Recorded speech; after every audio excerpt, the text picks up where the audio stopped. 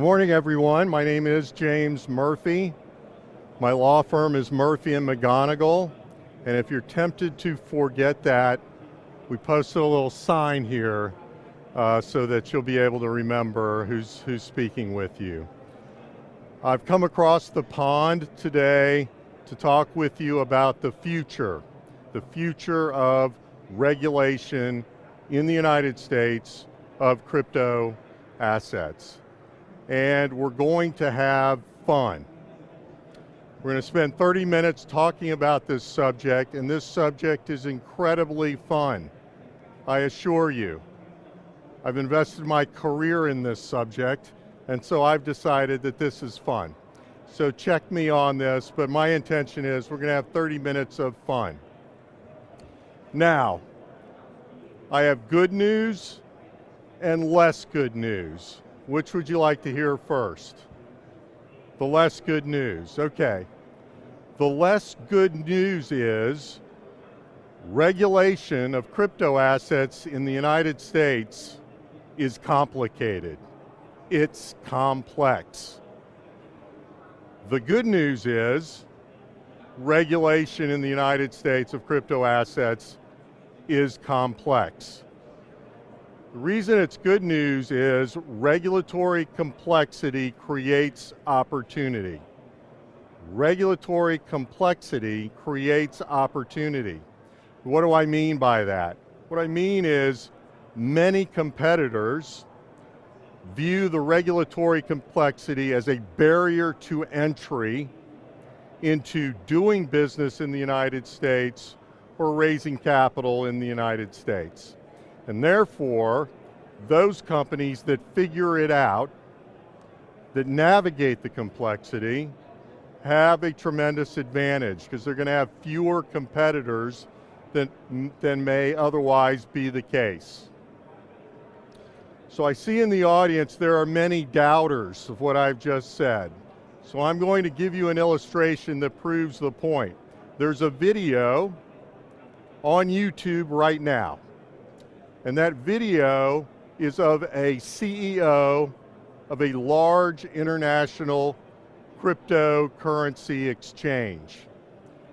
And that CEO has just emerged from the New York Department of Financial Services in New York City, and he has in his hand the application to get a BIT license, which is necessary to operate an exchange that has New York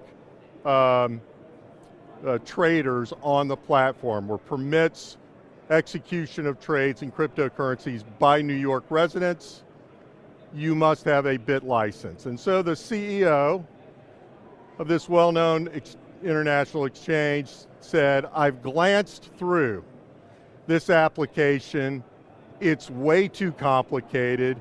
It's way too detailed. They ask too many probing questions about our business model, which we want to protect our intellectual property, and therefore, I'm not going to apply for this BIT license. So for that crypto exchange, regulatory complexity is a bad thing. But for all of the other exchanges who have obtained this license and are operating in New York, and have New York residents trading on their platform, and New York residents, many of them, have a lot of money and a lot of interest in cryptocurrency and execute a lot of trades. They're valuable customers for them. This is great news. Another significant competitor has been deterred by the barrier to entry, and that barrier is regulatory complexity. Now, having said all that, don't get me wrong, I'm not an advocate for regulatory complexity. It's harmful in many, many ways, but it is a fact of life in the United States, and we're now going to take a quick stroll through this complexity and do as much as we can, have as much fun as we can with 25 more minutes. Behold, this is the regulatory landscape in the United States that impacts crypto assets. And I will briefly go through how this works. The first emblem, upper left, is the emblem of the U.S. Securities and Exchange Commission. We call it the SEC. The SEC regulates the issuance of securities and the subsequent trading of securities. The SEC has civil enforcement authority. The SEC doesn't send anyone to jail. They just fine you or ban you from participation in the securities industry. That's the SEC. 12 of my partners, I have a small law firm in New York and DC. We have 50 lawyers, but we're very committed to this space, as you'll discover as we talk about it. 12 of my partners, of the 50 lawyers in my firm, 12 of them were senior officials at the SEC before they joined my firm. The next emblem is what we call FinCEN. That's the Financial Crimes Enforcement Network. And the purpose of that regulatory entity is to look for money laundering, to trace illicit funds, and to assist prosecutors in bringing actions when appropriate. And the SEC views most ICOs as securities. The chairman of the SEC has said, I've never seen an ICO that was not a security. Well, the SEC has jurisdiction over securities, and so it's not surprising that the chairman would say, all of the ICOs are under my jurisdiction. FinCEN says cryptocurrencies are just like any other currencies. They're money, and therefore we, FinCEN, have jurisdiction over investigating transactions in cryptocurrency. The IRS says that cryptocurrencies are property, and as such, taxpayers must report gains on transactions in property. So the purchase and sale of cryptocurrencies is covered, and the IRS has been very clear about that. And we'll talk more about this, but they've asserted jurisdiction from a taxation perspective. The next emblem is the Commodities Futures Trading Commission, the CFTC. And according to that federal regulator, cryptocurrencies are commodities. Well, the CFTC has jurisdiction over commodities. And so therefore, the CFTC says, we have jurisdiction over all of the world of digital assets, just like the SEC and other regulators we'll talk about. Are you starting to get a feel for regulatory complexity? Because each one of these has dozens and sometimes hundreds of pages of regulations that could impact cryptocurrencies. So next, FINRA. FINRA regulates broker-dealers. Broker-dealers facilitate transactions in securities and commodities. If cryptocurrencies, if digital assets are either securities or commodities, or both securities and commodities, FINRA will regulate those broker-dealers that facilitate those transactions. The next one, if we go bottom left, is a single emblem of the New York State Department of Financial Services. The New York State Department of Financial Services was the first entity to establish a licensing regime for crypto trading platforms, so exchanges that would trade pairs, whatever it might be, Bitcoin, other coins. They established a license for that. One of my partners was the primary architect of the BitLicense while he was at that agency, and now he works with my firm, and so a lot of people will complain to him about the complexity of the BIT license application process, but fortunately even more people will approach him and say, hey, can you help me work my way through the process of applying for a BIT license? The next emblem is a banking regulator, the Office of the Comptroller of the Currency. We'll talk more about that later. The next is the United States Congress, which could potentially pass new legislation that would impact this space. This gavel right here is my representation of civil litigation. That's people suing businesses for various reasons. While it's not a regulator, in our country, in the United States, it is not uncommon for a judge to declare a business practice, a common business practice, illegal. And then you have to stop doing it, even though the SEC, the CFTC, FinCEN, no one else had said that it was an inappropriate business practice. Any judge, any federal judge could do that at any time. So most people talking about the financial regulatory landscape might not mention private litigation, but it's an important consideration for anyone entering this space and doing business in this space.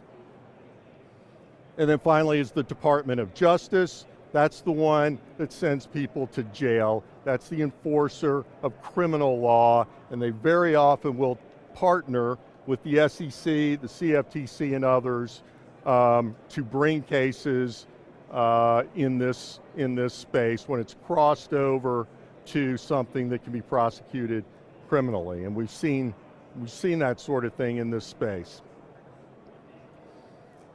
Bottom left there, the times 50, that's a real complexity multiplier.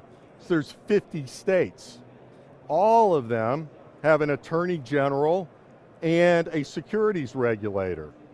All of them have a voice in whether the offering of securities is proper or improper. So you have to comply both with the rules of the SEC and of those states where you will be offering securities. So a layer of complexity that really is not present in most other countries around the world. We have 6 lawyers from the Department of Justice in my firm who deal with this sort of subject matter all the time. We have 3 lawyers who are at FINRA and 3 lawyers who are at the CFTC, 3 or 4. So we try to cover the waterfront so we have people who have been there, done that, and know what they're talking about. So now we're going to drill down as much as we can with the time remaining. Is everybody having fun so far? Yeah, all right, I saw 2 thumbs up, so thanks very much, Mom and Dad. Okay, now, litigation and enforcement, we realized and this was not a stroke of brilliance, we realized in 2018 as the price of cryptocurrencies was tanking, there's one thing axiomatic in the United States, and that is if people start losing money, they start looking for people to sue. And so they start hiring lawyers, they start complaining to their attorneys general and other consumer advocacy agencies of government to have the issuer of the securities investigated, sued, get your money back, that sort of thing. So we decided to create a database where we would track everything that was happening, both from a civil litigation standpoint and a regulatory standpoint. I gave this same speech in Silicon Valley in California in November. So the first numbers you see with the strike through them are the numbers from our database in November, and you can see the movement from November to today are in red. And you can see that it's picking up. The pace is picking up, more investigations, more civil suits, just more. And that, of course, is what I do for a living, so it's another instance of good news, bad news. All right, so we're going to start drilling down quickly. The SEC, the title of this presentation is The Future of Regulation. And so when I gave this speech back in Silicon Valley, I was making predictions of the future. And I divided things into what I thought was probable and what I thought was possible. So probable, more enforcement cases. We've seen 25 enforcement cases in the ICO cryptocurrency realm.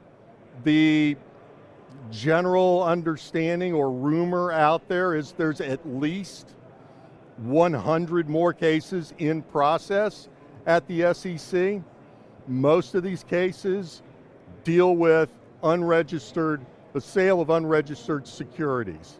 And so if you think about that for a moment, if there are some investors in the audience, you probably want to think about, I wonder if the token I purchased or the token I own is under investigation by the SEC for the sale of unregistered security. That would be a good question to ask yourselves. Trading and manipulation, I think we haven't seen too many of those. I think we're going to see more. The Wall Street Journal came out with a huge expose about all of the manipulation that was happening in some of, particularly the altcoins. And so, believe it or not, that's how SEC enforcement lawyers get their ideas. They read the Wall Street Journal in the morning, see articles of something that falls within their jurisdiction, or they get complaints from investors, and that's how the machine gets rolling. Trading intermediaries and platforms, we'll talk more about that later in a different context. Good news is there were settlements with a couple coin issuers, Airfox and Paragon, and in the course of those settlements, the SEC went through and described a roadmap to compliance. If an ICO has been issued in violation of the securities laws, the roadmap showed, here's what you need to do to get back into compliance. So those two companies paid small fines and agreed that they would register their tokens as securities and file the required periodic reports with the SEC. So far, so good. But they also had to make good losses of the people who bought their tokens to begin with. And so we have clients come to us and say, hey, we think we may have issued an ICO in violation of the securities laws. We want to get back into compliance. And we have a discussion, and when it comes to, well, you know, you're going to have enough money to refund all of the losses of your investors in that token. That's where the rubber hits the road. That could be a lot of money. So under the possible, back in November, I was saying ETF approval. ETF is exchange traded funds. A lot of people think that is an important catalyst, or could potentially be an important catalyst in the cryptocurrency world to raise the price and visibility of cryptocurrencies. So far, there have been 11 applications. The SEC has rejected every one of the 11. There are 3 more pending. And so, you know, I don't know, slightly possible, who knows? It's still possible, but people are losing optimism, I think.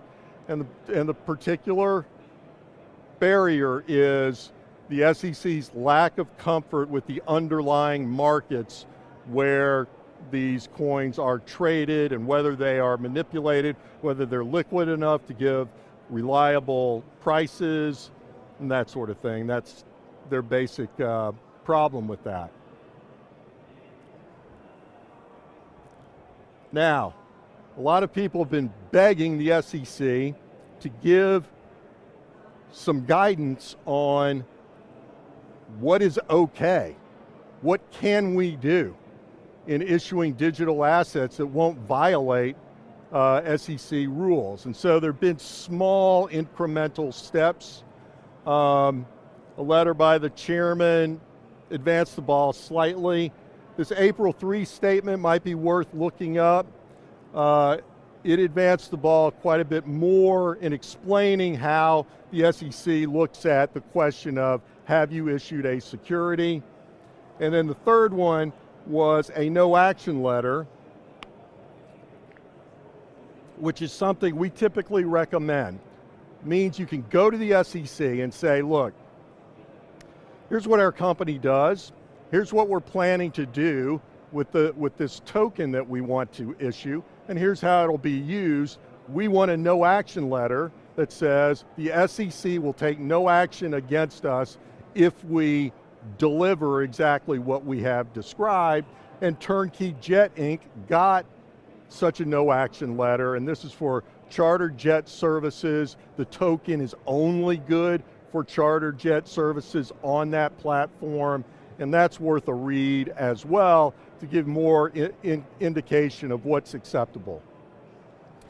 All right, we're going to pick up the speed here. The CFTC examines commodity traders and is focused very much on cryptocurrency trading. It's been viewed as the one regulator a little bit more receptive to innovation in this space. Unfortunately, the leader of the CFTC, Mr. Giancarlo, is on his way out, so it's going back to a little bit of uncertainty as to positions that the CFTC will take.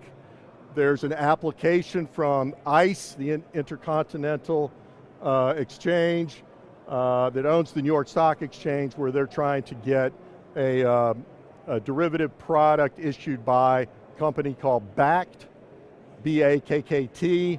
That's pending at the CFTC, and some people believe an approval of that Bitcoin derivative might be a catalyst in this space as well. The OCC is a banking regulator. Running out of time here, so I'm going to skip forward. A lot of people were talking about getting something called a fintech charter. Rather than a pure banking charter, a fintech charter would make the OCC your primary regulator, and the benefit of that is something called preemption. So if you remember the first slide where I said the state emblem times 50, all of those laws and regulations would be preempted if you had this fintech charter.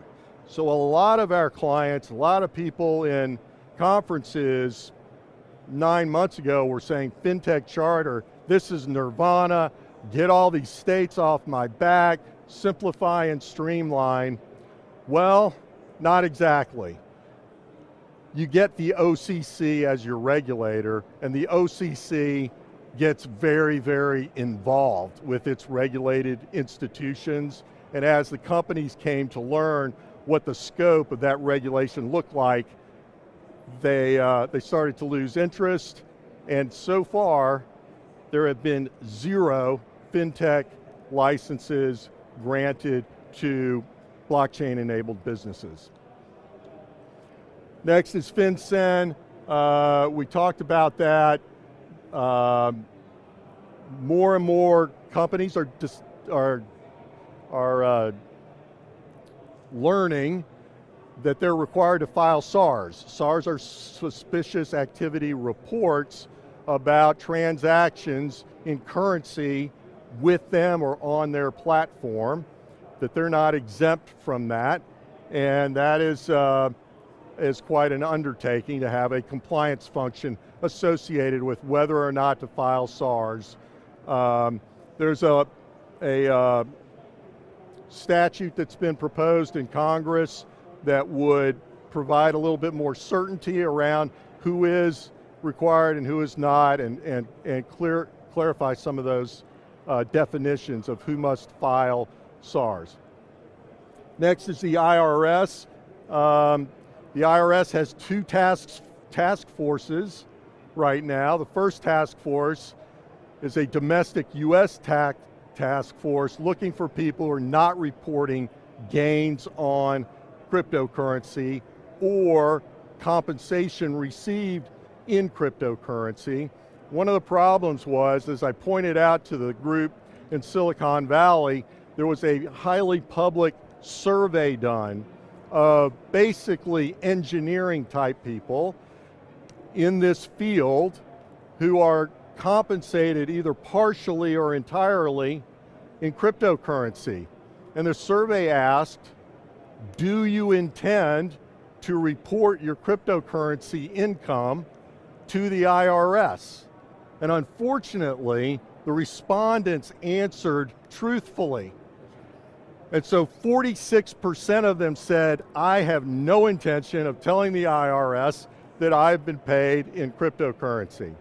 And so the survey results got publicity, and the IRS said, okay, we'll see about that. And so there's a domestic task force really focused on cryptocurrency. For any of you who harvested gains in 2018, you know reporting cryptocurrency capital gains can be very difficult. I've experienced it when trades are executed out to 9 places past the decimal, and your account's supposed to reconcile the first in and first out. It's a nightmare and very costly exercise. Then there's an international collaboration of 5 countries, the United States, the UK, Australia, Canada, and the Netherlands are working together to find money laundering using cryptocurrencies. So they've gathered together and shared resources, and I would expect that we're going to see some cases come out of that task force. FINRA, as I said, looks at broker-dealers trading in cryptocurrencies, and their focus is cybersecurity and the safety of the assets. How the assets are being custodied is a big focus. 50-state regulation. I mentioned the New York Department of Financial Services and the BitLicense. We got some news overnight. Any of you read the paper? The New York Attorney General came out with a big case against Bitfinex and Tether. I would encourage you, if you haven't read that story this morning, you should take a look at it, but this is a big case and a big deal. What is alleged is Bitfinex sent $850 million to an offshore entity that was supposed to handle customer withdrawals from that platform. Well, something went wrong, and Bitfinex allegedly took hundreds of millions of dollars of assets backing Tether and moved them over to Bitfinex to replace the money that was lost. That's what's alleged. I have no idea if it's true or false, but that's a pretty big deal. Okay, the United States Congress. Remember, I was making predictions in November after the election, or a year after the election, and the most confident prediction I made the whole time was something we call gridlock. And gridlock occurs when Congress, our Congress, is controlled by one party and the executive, the president, is of another party. Generally speaking, nothing gets done. And so that's what we call gridlock, and there are a lot of people in the United States who believe gridlock is a good thing, that our government is not doing more harm. But there have been statutes proposed that impact this area. First is the Token Taxonomy Act of 2019. It was just introduced very recently, I think last month, and it's a weird name. The purpose of this statute would be to exclude digital assets that exist on a decentralized ledger, would exclude them from the definition of a security. So many of you should be saying hallelujah, standing and clapping. That would be a great thing. And there's some detail about what that distributed ledger would have to look like, the level of security, the level of decentralization, and the token, the digital asset, could not represent interest in the issuer, like a stock where you own a certain portion of the company, the asset could not represent ownership in the company, some other requirements. Unfortunately, I would refer you to item number 1, gridlock. So therefore, I don't think this is likely to pass in this form. A lot of people in the industry have trouble with it, even those who you would expect to advocate for it. So this is not going to pass in this form, but there are supporters of innovation in this space. And fortunately, it's not really viewed in the United States as a political issue. It's not a conservative or a liberal position. There are supporters of innovation in this space in both parties, and that's a good thing. These other two virtual currency acts are insignificant. They just say the CFTC needs to file a report with the government about what they're finding in dealing with companies issuing virtual currency. There is other legislation I expect that will be directed at large technology companies that will have incidental and unintended impacts in this industry, like security or privacy legislation that may be targeting Facebook or Google or other big tech companies. Generally speaking, what happens when a large piece of legislation is passed, there are unintended consequences. There could be consequences for this industry. U.S. Department of Justice, they send people to jail. They're partnering up with the SEC and the CFTC on cases, and so while, for the most part, violations of the securities laws are prosecuted by the SEC, a civil authority, so worst case scenario, you get fined, you may be excluded from the securities industry if you were in it to begin with, those sorts of things. The stakes are a lot higher here. You get to go to jail, and we've got 6 lawyers who are former federal prosecutors of the 52 lawyers who work in my firm who do a steady diet of white-collar criminal stuff. Private civil litigation, running out of time. As I said, it's axiomatic. When people lose money, they're going to sue, they're going to complain to their regulators, and so if you see me again with our totals from the database we maintain, the numbers will be higher. 100% certain of that. There'll be more cases brought by all of those regulators and civil litigation. And the problem, if I may editorialize for a moment, the problem is the United States imported virtually all of English law into our American system of jurisprudence, with one big exception, and that is we don't have the rule that the loser in litigation must pay the winner's attorney's fees. That's a great rule. It cuts down on the number of cases so that it's more likely that only legitimate cases are brought. I'm sure you all can think of exceptions, but in the US, there's really no risk. If you lose your case as a plaintiff, you don't have to pay the other side. You just shrug your shoulders and go on to the next thing. And so I wish we had imported that rule. Unfortunately, we didn't. So that's it. So my question is, did we have fun? It's like, okay, 4 thumbs up. We started with 2. We doubled the amount of thumbs up over the course of 30 minutes. So that's all I've got. Thank you so much for your attention.